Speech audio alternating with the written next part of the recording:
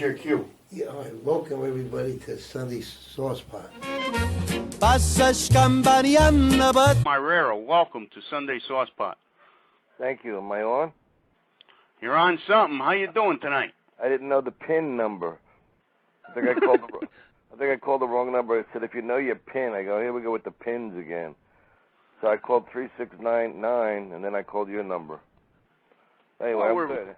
We're real happy to have you here on Palm Sunday. Any big plans you celebrated today? Is this Palm Sunday? I guess the fact that I didn't know it kind of dismissed the whole idea of a celebration. I love the idea. Last night, this woman was lenting on pizza, right? You know, and I said, well, why don't you wait till after 12? And I said, do you really think God cares? Like the God who runs the universe cares if you give up pizza? You really think that he's counting, like he's up there with a counter? I think what time is it? Hey, it's only 5 or 12. Put that pizza down. So you think they eat pizza up there, Dom? I don't think there isn't up there. I think it's out there. Watching this amateur lesbian video, and I got to tell you, you realize how hard it is to turn pro because these girls are terrific, you know, and I don't know what they're not doing or what they're, you know, maybe they don't have agents or something, but they're very good, you know. But they're still amateurs, you know. I wish them the best. I think everybody's a lesbian, Dom. I think I'm a lesbian, don't you? You think you're a lesbian? You sound like one. Well, thank you, sweetheart. Yes. April 17th and 18th, Dom is heading to New Jersey. What's happening over there? That's Bananas Comedy Club in what was it? What's the city? South Brunswick? Hasbrook Heights. You been there before? Yeah, they're one of those comedy clubs. They're a great club, but they keep moving. It's almost like they're trying to lose their customers. Well, you know what it is. They're in Jersey, and all those people out in Jersey, they can't stay in the same spot too long, you know. Exactly. It's right near the Bada Bing Club where they film, you know, The Sopranos. It's in that neighborhood. So that's an actual club? Is that club still there? That strip club? It's an actual club. I don't know what the real name is.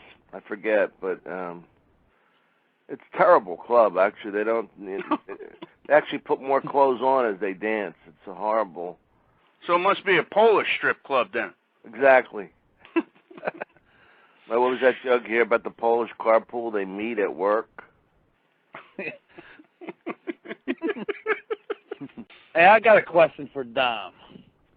Dom, Danny Dawg here. Hey, Danny, how you doing? Me and the Paisan have been hosting the show for a year, and he always brags, and he's more Italian than me. So I need you to give me any tips how I could be more Italian than this guy. Well, first you crank up your ass. You say, forget about it, definitely, who died and left you boys. And G. Now, are you really Italian? Yeah, both of us. Where are they from? And where's your ancestors from in Italy? My family's from Fano, near Palermo. I'm not completely Italian. I'm 3/4 Italian, 1/4 Bruzzese. I mean, 1/4 is Sicilian, 3/4 Bruzzese. Let me ask you this question. First of all, that's two questions. Now you're asking me if you can ask me a question. All right, listen. People say, question. It's your show. People say you're saying Sicilian and Italian. How come they separate the two? I don't know. They did in my family. The Sicilians. The Sicilians Abruzzese. I'm affanabile. Too bad I don't speak Italian. Mangia. That's what I know. Stata zit. Palesta. One of my favorite Italian words is sfacciata. You know what sfacciata is? Tell me. It's like bold-face. It's like somebody that comes into your house, they start making a sandwich. You know, they will open up your refrigerator. They don't even say can I have a sandwich? They just start eating. Hey, this so like a Mama Luke then. Yeah, fresh. Hey, this is fresh mortadella. That's delicious. Pass me that mustard, will you? You know, they don't even say anything. Kind of like the guys on Drew Carey. They just go in his fridge and drink his beer. I got to call my girlfriend in France. Where's the telephone? Yeah, that's fachad. That's a good word. The Jews have good words. Like, I love oy vey and some of those, like the schmuck.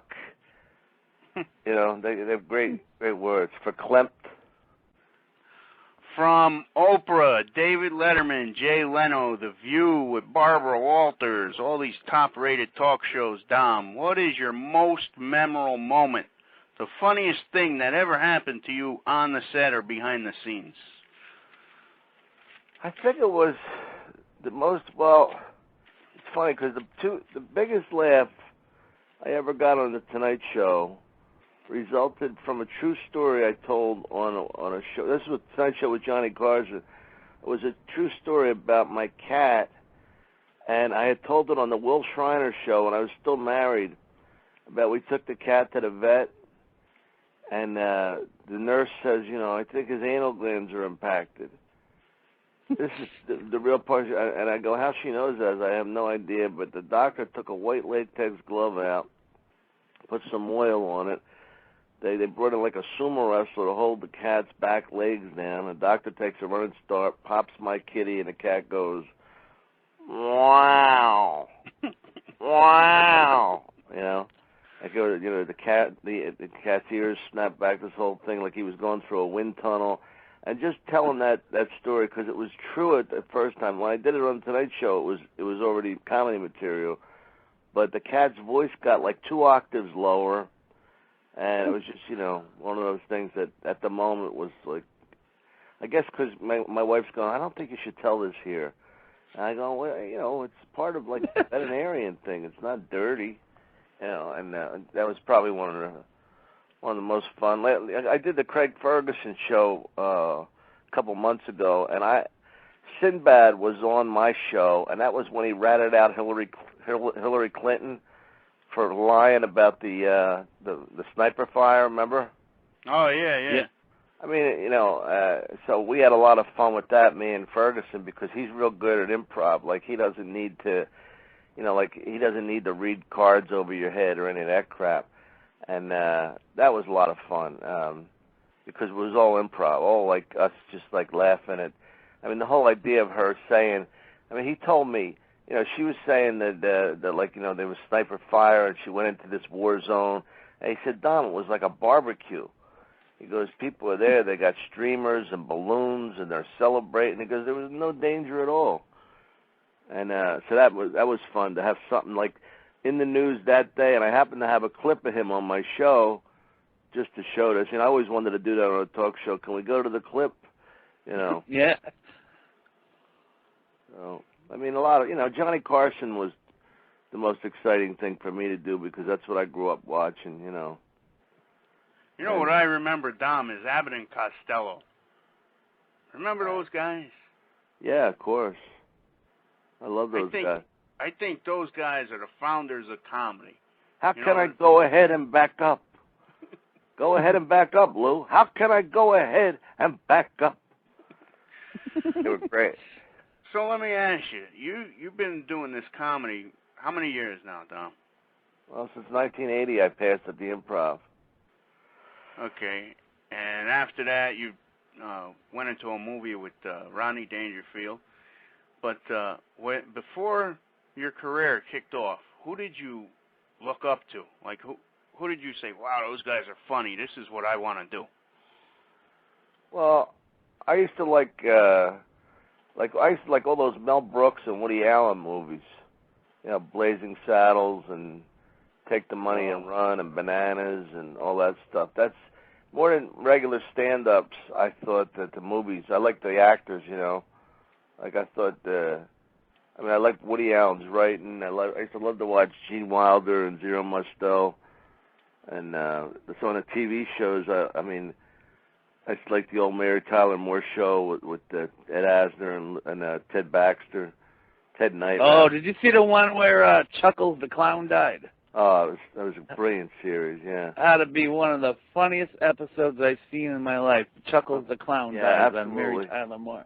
Yeah, she thought they were laughing and talking. She thought it was inappropriate, and then they started crying, and she starts laughing. Yeah, laughing at the wake. An elephant stepped on him because he was dressed as a peanut shell or something. Yeah. That was very funny. Yeah. I was on a Seinfeld episode, and there was a very funny exchange with a clown. There was a big clown on there, and Jason Alexander, they cut to the scene. He goes, "How could you not know Bozo?" Right? And the guy goes, "Look, man, let it go. It's just a gig. I don't know no Bozo." He goes, "Hey, but Bozo was like the creme de la clown." You know, he goes, "Hey, look, I'm sure he was like a big clown in the '60s or something, but yeah, you gotta move past that." The bit that I remember was, well, you know me, I got a rash. Oh, that was my Uncle Joe. Yeah, my uncle. That was a real bit about. They let me do that in the Big Lebowski. That bit. It was. Well, Uncle Joe, how you doing? My wife's a pain in the ass. She always busting my freaking balls. My daughter's married to a jadrul loser bastard. I got a rash so bad on my ass I can't even sit down. But you know me, I can't complain. That's the bit you're known for, Dom. That's hilarious Not my stuff. style. How long does it take you to come up with these jokes? I mean, when you were first starting out, was it harder than it is now for you? No, because when I first started out, it was like anything I wrote.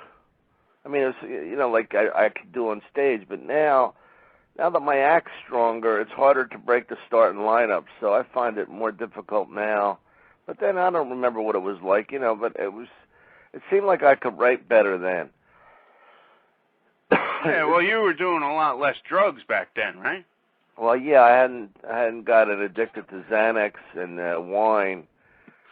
I have to have Xanax to take, to get me to calm down enough to drink a glass of wine. All right, cool. Well, thanks for having me on the show, guys. I appreciate it. Oh, man, yeah, thank you. Great. Dom, have a great holiday. Thanks for coming. Yeah, have a good Easter, now that we know that it's an Anglo-Saxon goddess. I always thought that it was such an important holiday because I felt like, Jesus sacrificed his life so that a couple thousand years later we could hide colorful eggs from our children. I'll be eating bunny butt. I'll talk to you later. Take care. All right, Dom. Ciao.